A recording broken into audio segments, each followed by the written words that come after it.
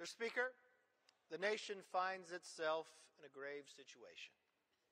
Our government has shut down. Military men and women in Afghanistan, in Iraq, and around the world are still risking their lives for our country, and they're not being paid.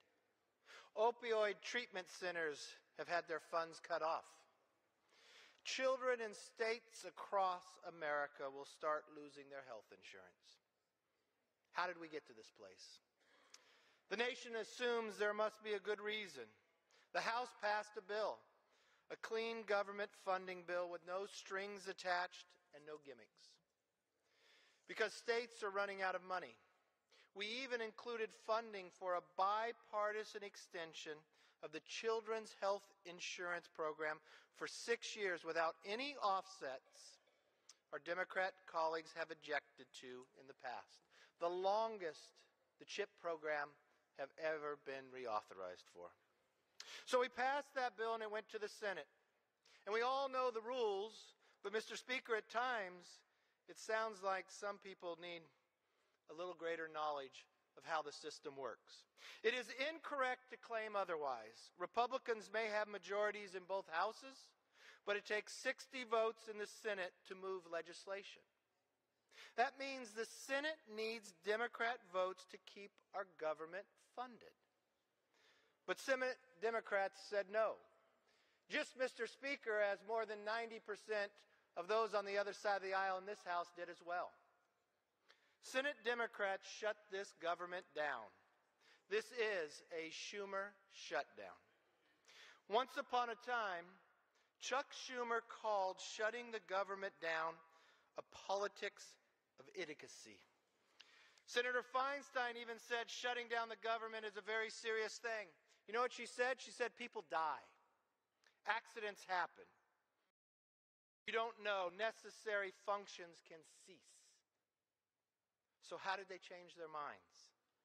Why did they do it? I'd like to know, because nobody knows. It wasn't the bill. The funding bill is clean. It wasn't CHIP. The children's health insurance legislation was passed, came straight from the bipartisan deal in the Senate. They say it's about immigration, about DACA. They are shutting down the government, cutting off funds for our troops, cutting off funds to opioid treatment centers, and cutting off health insurance for American children over immigration. Over something that has nothing to do with this funding bill or with putting the American people first. So I think if it's only reasonable, we ask what exactly their demands are. Why are they holding our government and our troops and American children hostage? Why would you hold it over DACA if the president brought the House, the Senate, the Republicans, the Democrats together? I was in that meeting. You know who else was in that meeting? The American public, because the president allowed the media to be there. And you know what happened at the end of that meeting? Based upon the president's leadership, he brought us together. And we all decided we would focus just on 4 ideas: DACA, border security, chain migration, and the lottery. Because we wanted to solve the problem, but we didn't want to have to come back to it a few years from now. And we took the president's lead, and you know what? Every day we've been having those meetings. You know how I know? Because I'm in those meetings and they're in my office. Just a day before we shut down, the quote from those on the other side of the aisle and even in the Senate was, "This is the most productive meeting we've had." So why shut it down now? Why even shut down the meetings by shutting down the government?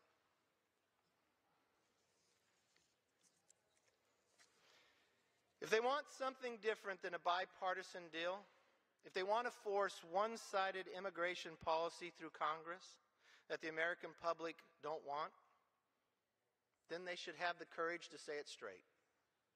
Have the courage to say that they are shutting down our government to make the illegal immigration situation in this country worse, instead of making the hard choices to fix it. Mr. Speaker, the The American people don't want to see temper tantrums. They don't want to see anyone stomping their feet, demanding they get their way. That's not just an embarrassment. It has profound consequences for good people across this country. Now, this House stands ready to pass another clean spending bill. And yes, Mr. Speaker, if this side of the aisle has to do it alone like we've done it in the past, we will. We stand ready to keep our government open and pay our troops with no strings attached. But we will not negotiate a bad deal for America, especially not when Senate Democrats are holding our government hostage. This is too important. History is watching. History will not be kind to those that put themselves above the American people. I yield back.